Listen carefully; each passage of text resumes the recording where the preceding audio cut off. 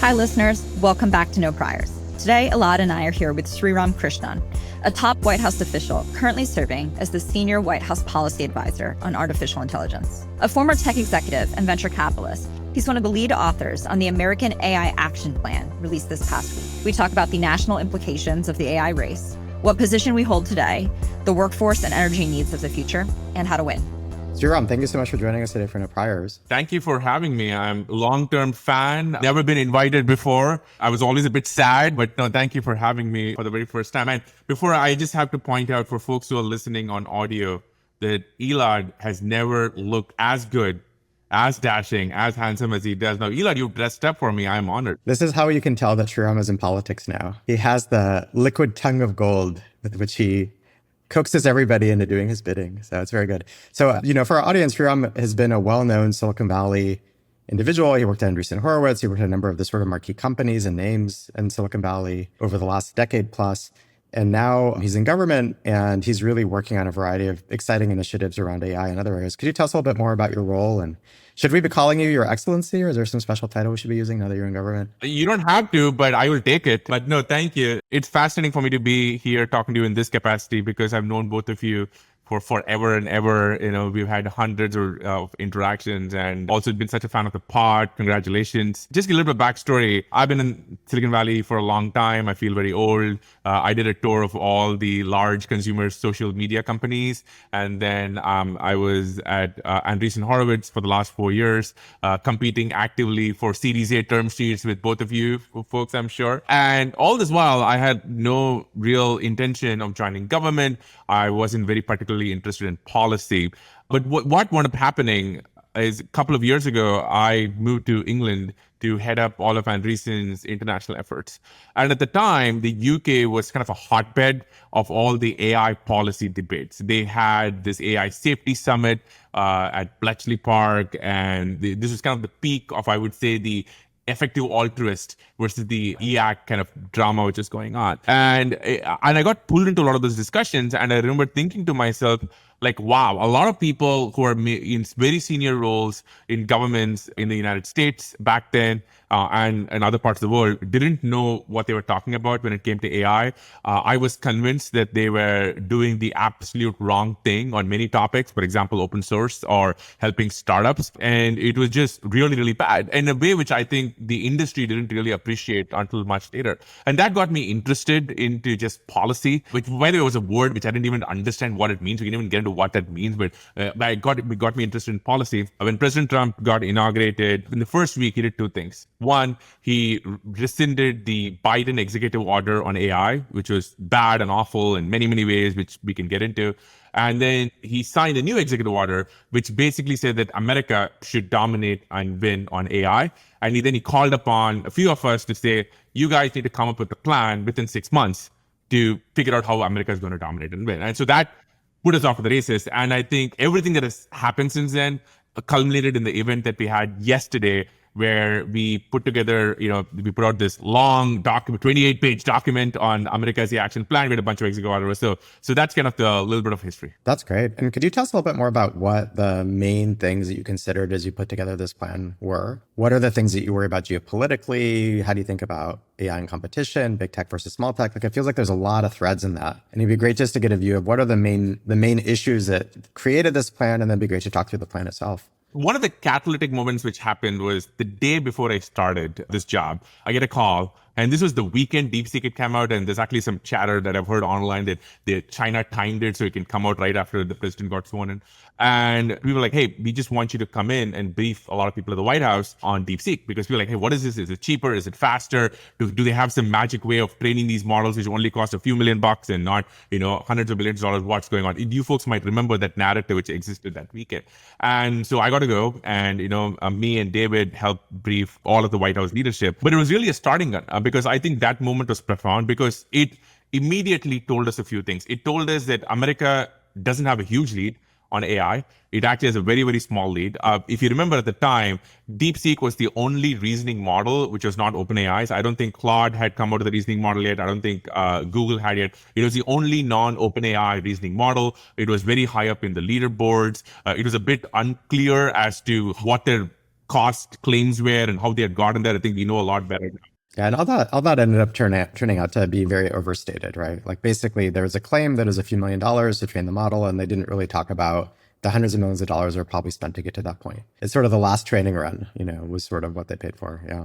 Yes, absolutely. I would say there were claims were inflated and the claims we take seriously. The claims were inflated was, to your point, they kind of, I would say they put out like the final training run and as all the ablations and training costs. And if you look at the paper, by the way, I don't think they make the claim that the total cost was $2 million. I think it's what the press imputed.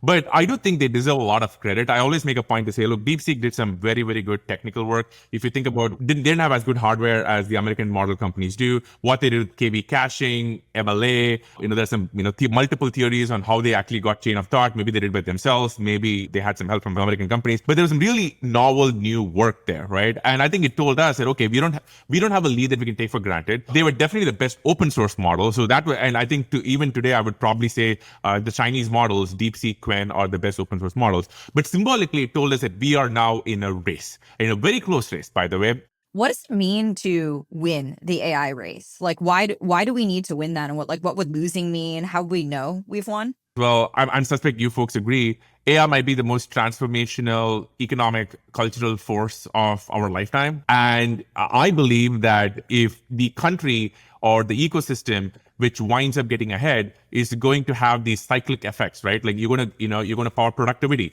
You're going to have drug discovery. You're going to, discover new material sciences, new technologies, which then feed back into your infrastructure, feed back into your economy. And you're going to get this flywheel effect where whoever winds up getting ahead could wind up really accelerating ahead in kind of a classic network effect ecosystem way that all of us in Silicon Valley will understand.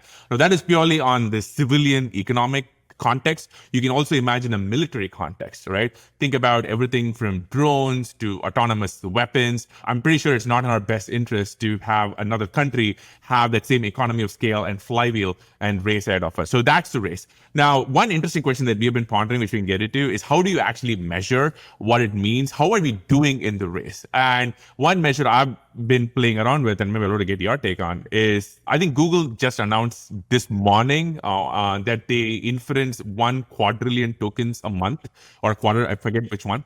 And one of the measures I've been thinking about is, let's say the world inferences, I don't know, maybe let's call it 10 quadrillion tokens a month. We don't know what the number is, right? What share of those tokens are being inferenced on American hardware, on American models, right? And how do we maximize that market share? And that's kind of one of the mental models I've been playing with. And it's, in a way, you can think about it as we are America Inc.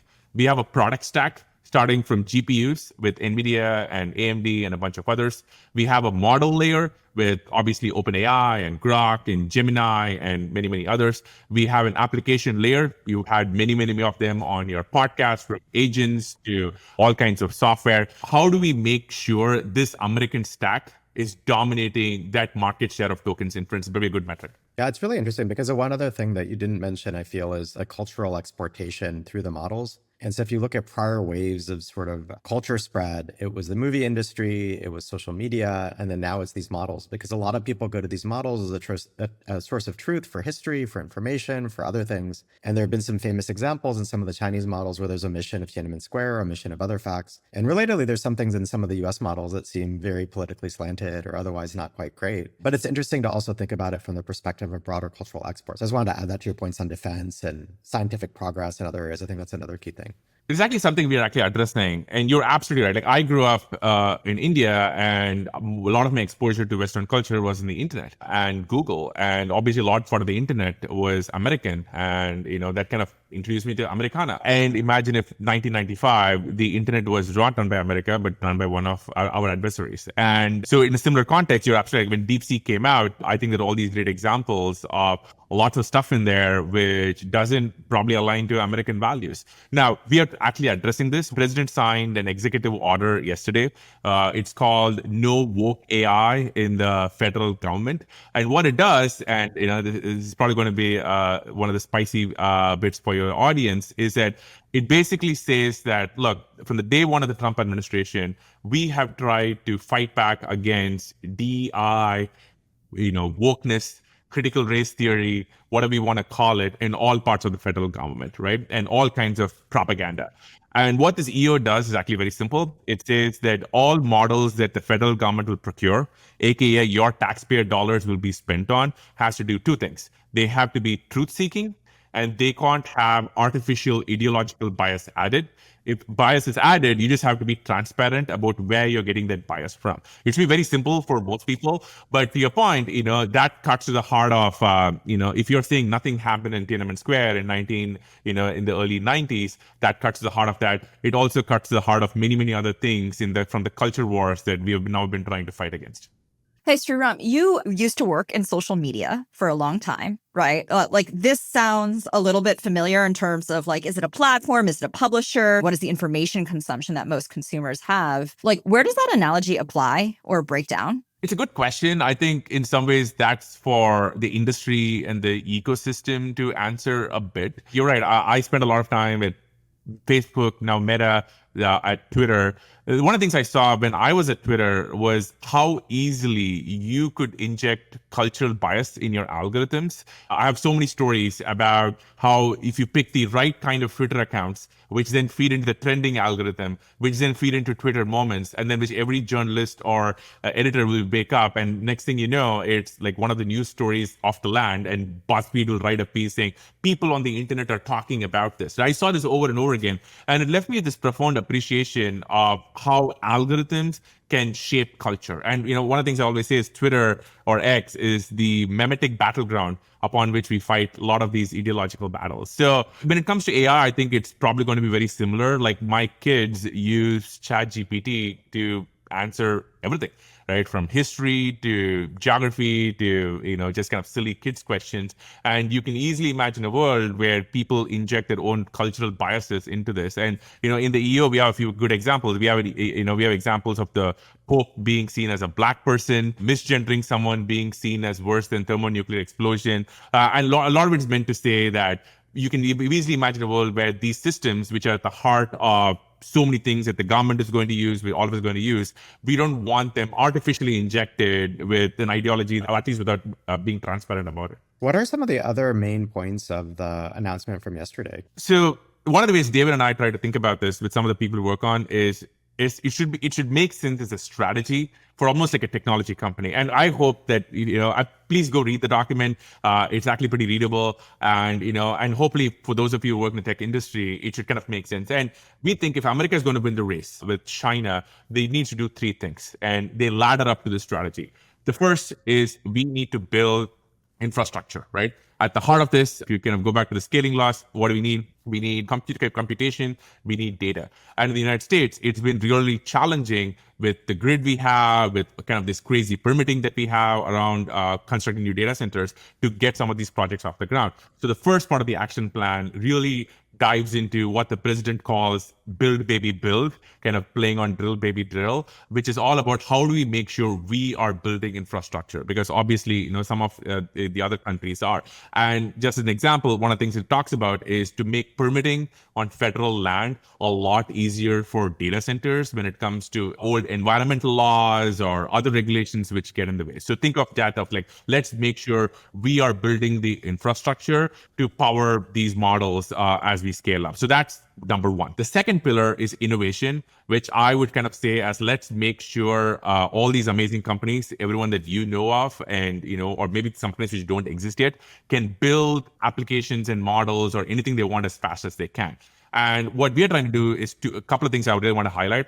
The first is we want to cut through red tape. Until a year and a half ago, I was in California along with all of you. California almost passed SB 1047, which if that had happened, it would have been the end of open source, by the way, in the United States. We would not have a Llama. We would not have an Owen mini coming out, and a lot of states which want to do versions of this. And we think that AI is a national priority, and if you're going to compete with China, we need to make sure that these are things that we take a deal with at the national level, rather than every single state, especially states which have ideologies that you and I may not agree on, try and set their own rules. And by the way, some people may not understand this. I understand this. If you have a small state set rules, it can often become the de facto law for the country, because if you're a company, you're like, well, I have to operate in this state, or I have an office, so let me just do that for everybody. It's kind of just like the EU does that. So we want to make sure, cut through red tape. Let's make sure there's regulation. It happens at the federal level. So that's very, very key, because I think that's going to enable not just the big companies, but every Series A, Series B, acqui-hire companies, whatever the kids are doing these days, we make sure that they are off the list. That's number one. The second part is open source. Now, I think we probably talked about this a bit offline. Open source is one of the big reasons I actually got into the policy world. The Biden administration really, really tried to scare people about open source, talk about how unsafe it was. SB 1047 obviously tried to kind of basically ban it in many ways. And what the EO does is say, like, open source is a space where the United States needs to win. It actually points to some resources that is going to be made available to research, because I think you and I know open source is the way everyone from a kid in their bedroom or their dorm room, all the way to a startup, to all the way to somebody who wants a lower cost of inference in their IoT device or a robotics startup. That's what they're using. For context too, much of the internet runs on open source software, right? So the server software and other things, much of that is open source. The protocols are all open for the internet. That's also true for crypto. And so, it's interesting because removing open source from things like AI actually just centralizes power, right? It centralizes power into a small number of companies that could then be controlled by the government. And so to some extent, the fact that you all are supportive of open source means you actually are supportive of 1,000 flowers blooming, but also a lack of direct government control in literally everything AI. So it's a very interesting counterstance to take. By the way, Elad has our talking points better than I have, because that is absolutely right. One very fundamental difference I think we have with the Biden administration is the Biden team really looked at AI as something to be centralized and controlled. Everything was about how do we make sure that we regulate these 3 or 4 companies, and only 3 or 4 companies can build AI. They got to submit their models for testing. It was all about control in a centralized fashion. Now, when I moved to DC, one of the things I realized is that's kind of the way DC thinks, which is control and centralized in one place. You and I know that's not how Silicon Valley thinks. And one of the reasons Silicon Valley is the envy of the world is because anybody, any day can go to a Y Combinator seed round or or just go off to the races, and they could just build something amazing, and it catches everyone's imagination. And I think what we want to do is enable just that, rather than say, okay, we want to centralize power, within a 10-mile radius of where I am right now. Yeah, in general, too, central planning tends to lead to very bad economic outcomes. And so that's the collapse of the Soviet Union, et cetera. And so it's something that's been tried many times before in many industries, and it tends to lead to a very bad place in terms of innovation, in terms of economics. I think one of the things that people underprice about open source models is they're going to happen, and it's a strategic weapon. They're happening, and Western companies are using Chinese open source models very broadly already. And so if you believe that not every model is going to be ideologically neutral or, aligned with American and democratic values, then you probably have a problem. Right. And so the ability to support, whatever your point of view, pluralism and openness and innovation, and have some control of as an ecosystem versus in a centralized way is a very different point of view than we'll let China develop it. Yes. And I think you make a profound point, and you're already seeing that where when somebody's using DeepSeek or Quen, that's an expression of soft power. And I think I would much rather have them using a model built by somebody who kind of agrees with us and has our values. That's number one. The other issue I would point to is that these models, we don't know what's inside them. Interpretability is still a nascent field, and you could very easily see ways where you plug a model into Cursor or Windsurf and you generate a piece of code, and then 2 years down the road, it turns out that code had a little if statement saying, if I'm running in some piece of critical infrastructure, go do something else. And we don't have ways to validate all that. And so a lot of reasons why we want to make sure that our American models or Western models wind up winning. And this is something I think we were going to put a lot of focus on. Just because you have such a good view into this, can we talk a little bit about infrastructure and energy, since you kind of made that like point number one in terms of what sort of stack we need? Like, people hear these claims from the leaders of the large labs that, we're building a data center the size of Manhattan, or, it's the energy that a city uses at any point. Can you contextualize like how much capacity we really need to build, and sort of like what the biggest bottleneck is? Like, is it the grid? Is it sources? Is it workforce? Like, when you want to solve this problem, like as a systems person, like what is the first problem? Okay, so the first thing I would say is it is a system. And this system was one that wasn't really battle tested for decades. Somebody showed me this number. I think the United States basically had like 1 to 2% of power usage growth for a very, very long period of time. And so you can imagine this whole system of everything from gas turbines, coal, renewable energy. There was a regulation which kind of really stopped nuclear. And then you had these per state utility companies, which often didn't have the incentive to innovate. You basically kind of ran the state. You weren't really, getting new demand or competition. You had a grid which wasn't really pushed because, again, you didn't need to. And then you have essentially a patchwork of environmental laws, regulation, everything from water to emission to a whole other sort of things, which I'm sure I'm forgetting, right? So somebody kind of explains to me as kind of this tangled spaghetti mess of things, which, again, until 2 years ago was just fine because you and I were not dramatically using more energy than what we were doing 10 years ago. Now, that obviously changed. The scaling laws arrived and everybody is trying to build new things. And I think the way we are trying to attack it is at every single step of the way, which is, one is how do we make generation better? Second is how do we make sure we make constructing these data centers better, making it easier to kind of these regulations and kind of get these red tape out of the way, making sure we put focus on the right energy sources and making sure we have those lined up. So we are trying to take an approach to all of this, but it is a complicated problem just because there is so many different players, so many different states, and so many different patchwork of laws and regulations involved. But I think I encourage folks to look at the executive order yesterday, which the president signs on infrastructure, which I think is going directly at this. We also have something called the National Energy Dominance Council, which works very closely with Secretary Burgum and Secretary Wright, for Interior Energy. And I think you're going to see a lot more from us on that front. The short answer, Sarah, is it's complicated. I think we're taking a very, very strong approach to this, but there's going to be more to come. How do you think energy infrastructure is going to feed into these big data center buildouts? And so, one theory I heard is that fiber is cheap and easy to lay while grid is hard, building out the electrical grid. And so therefore, you're going to centralize data centers near sources of cheap power, and then you just run, fiber into them versus moving things around based on, other types of capacity from a telecommunications or other perspective. Are there specific sources of energy that you think are going to power this AI revolution, or the things we need to reinvest in? Obviously, the president has issued some executive orders around nuclear. I'm just sort of curious how you think about what that future really will be, and what are the major sources of energy that we really need to be dependent on, and how does that all shape up from an infra perspective? What I think we see our role as is get rid of the red tape. Let's make sure the permitting on these things are super easy. Nuclear, that's another case where I think for decades and decades, the climate lobby and the doomers have kind of stopped any real efforts over there. So I think we're seeing a lot of effort. Let's get the red tape out of the way. Let's get construction going and see where we get.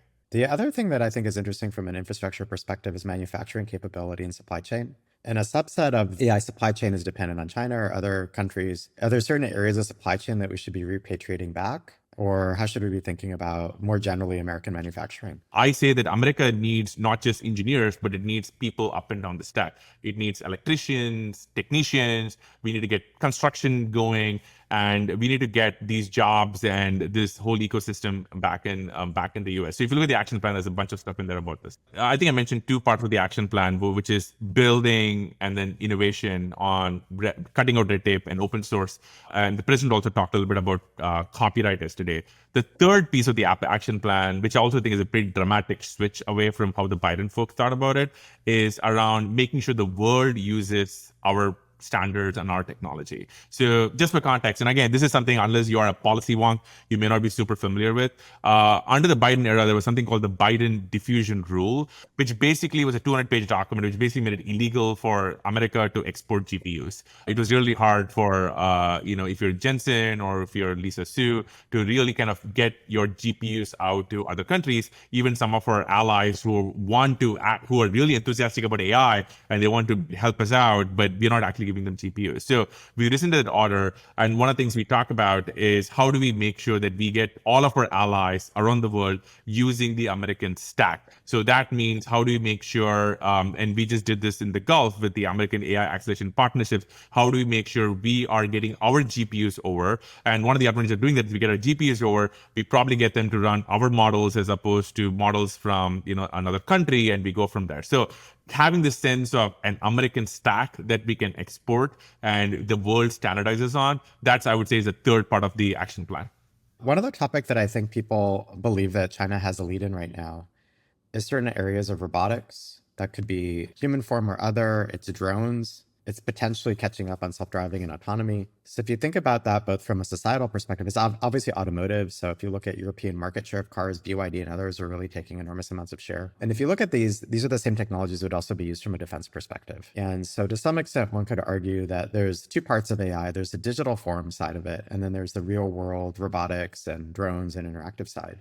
How do you think about that in the context of American policy, and what in the action plan addresses that capabilities to build these physical world products? The action plan actually has a section in it of making sure, we are set up for robotics. I think that's going to get super key within the next 18 to 24 months. I would say it ladders from everything else that we talked about, both in the US and internationally. The first is making sure that our model companies can actually build as fast as they can. Our startups can go innovate as fast as they can.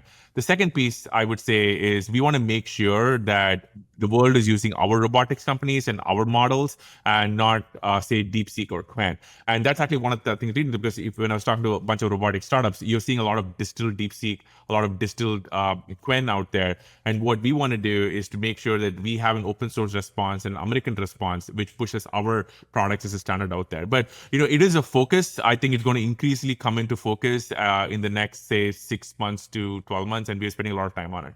Related to that, there's always a question of how do things actually get done in politics, and how does it translate into the real world? And I think, you've gotten something like 90 different agency actions listed in this action plan. And how do you think about these things actually translating into industry, the economy, action by companies and other players? Like what are the mechanisms that you all have to sort of ensure that these things come together or happen? And if they don't come together, what's plan B? Well, there is no plan B. We're going to get this done.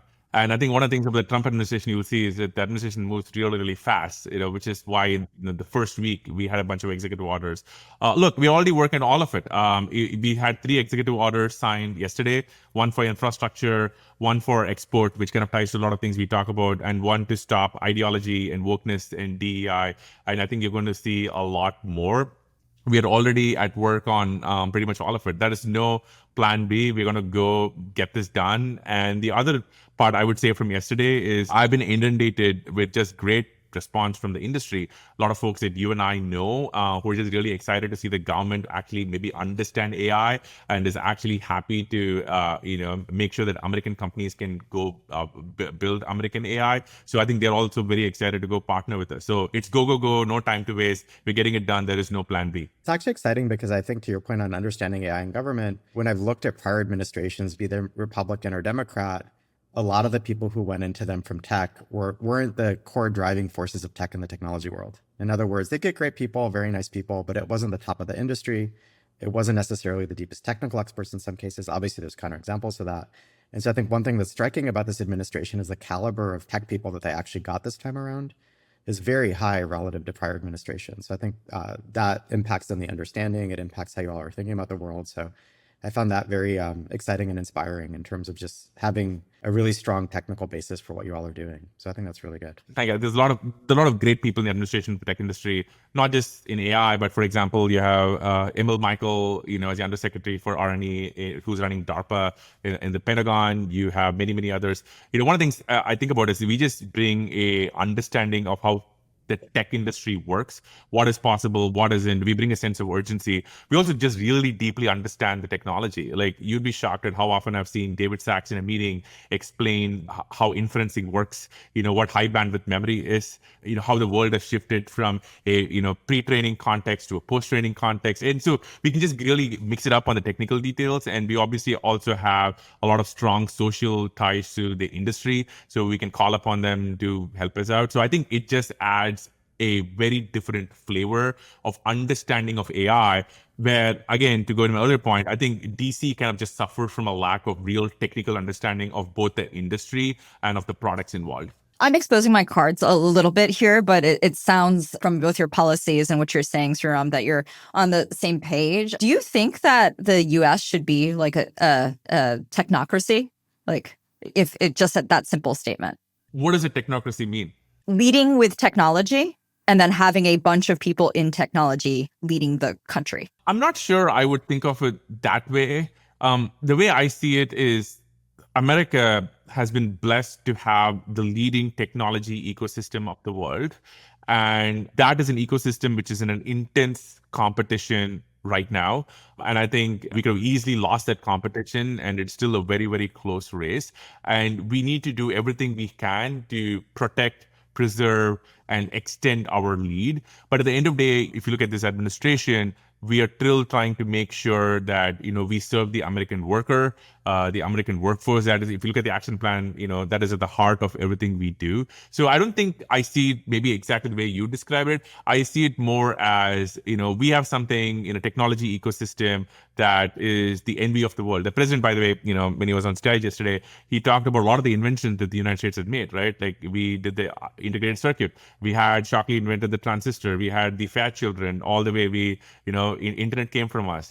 We did PageRank and Google. We did the iPhone and Cupertino. So many of these things that the world winds up using. So what do we do to make sure we preserve that lead, especially when it comes to AI? And if you look at AI, look, there are so many potential timelines that AI could take. I have read AI 2027 from Daniel. I have read much more optimistic takes on AI.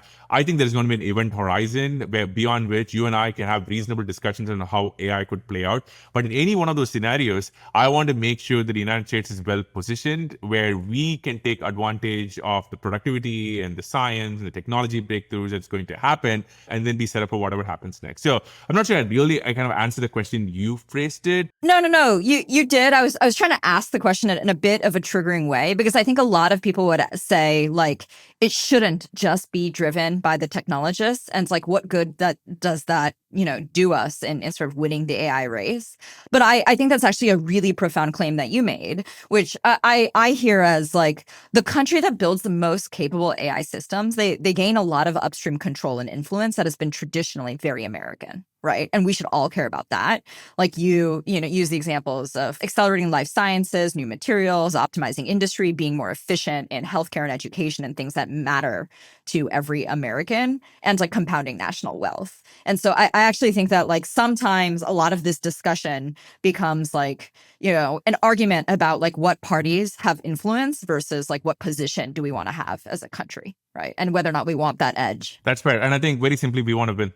Yeah. So I have two questions for you before we run out of time. One is just going back to this idea of you being the strong proponent of open source and open weights. What is the strongest counter argument to the people who would raise concern that the PDOOM, the probability that there's some sort of like a cycle of key man risk or, some factor of abuse of these powerful models increases with open source models? If you look at the action plan, it's kind of a manifestation of how we think about things, right? Like, we do talk a lot about risk. We talk a lot about having systems in place to identify cyber risk, bio risk, etc. I think the difference from the Biden administration or the folks who talk about PDOOM a lot on Less Wrong is that we are just inherently more optimistic. If folks haven't seen it, I encourage them to watch the vice president's speech in Paris, where he talked about, look, we want to embrace AI with optimism rather than fear. And I think one of the things which happened is that there was such a lot of fear, I would say, mistakenly placed on open source. I think there are two kinds of fears people talked about. One was what you talked about, which is, hey, what are the risks if these models could do really, really bad things? The second was, hey, are we actually giving away our secrets to China? And what DeepSeek showed us is that China are actually building these models just perfectly fine just by themselves. And it's actually American models which were far behind. So, immediately I think that argument got refuted. On the PDOM question, I think that's a perfectly fair question, and I think we need to be vigilant about it, and the action plan talks about it. But we have to remember, we are in a race with China, and there are going to be catastrophic consequences if Chinese models are running on every robot, every camera, every car, every device around the world, and we just got to face that reality. I think also the people who are driving the PDOM arguments to some extent are coming from one or two large companies that have closed source models. And so I think we also forget the incentives of who's actually pushing for this. It's a very traditional form of regulatory capture. If you have a big pharma company, they work with the government to prevent other entrants into the industry. And this is exactly what it felt like is at least partially happening in the AI world. Now that may be for, perceived altruistic causes or other things we're worried about humanity, but I do think the reality is a small number of companies have been kind of pushing this narrative pretty strongly that open source is bad. And these are companies that control the closed source models. Oh, absolutely. I think there's a few things going on. One is that, people pushing for regulatory capture. Second is obviously, the schools of thought from effective altruism, and a lot of people kind of worried about this all kind of mixed together. Here's my rebuttal to that. I think one of the things that open source software has shown us on the internet is that by default, open source is just safer and more secure. What does Linus's law say? More eyes make every bug shallow. And over the last 20 years, what has the security industry learned? More scrutiny you put your libraries to, the more scrutiny you put your browser rendering engines to, the safer it becomes. We have seen that time and time and time again. And I think the same holds true for open source and open weights, where I sort of, if you have a model up on Hugging Face and somebody downloads a 500 gigabyte file and there are thousands of students and researchers just kind of pounding away on that, I think there's a good chance they're going to find issues a lot better than a very small safety team inside a large lab. So I'm a big fan of open source sometimes being a lot more secure than closed source as well. Awesome. Thanks so much, Sriram. Thank you, Your Excellency, Your Governorship, Your Grace. I'm not sure again what the right title is. Your Policy Advisorship. Feel free, Elad, right? The more inflated, it helps my ego. So thank you. It was Your Excellency. That's what we started with. We really appreciate the time today, Your Sriramship. So thank you for joining. Thank you so much. Such an honor, and I love the work you folks do. And thanks for having me. Find us on Twitter at NoPriorsPod. Subscribe to our YouTube channel if you want to see our faces. Follow the show on Apple Podcasts, Spotify, or wherever you listen. That way you get a new episode every week. And sign up for emails or find transcripts for every episode at no-priors.com.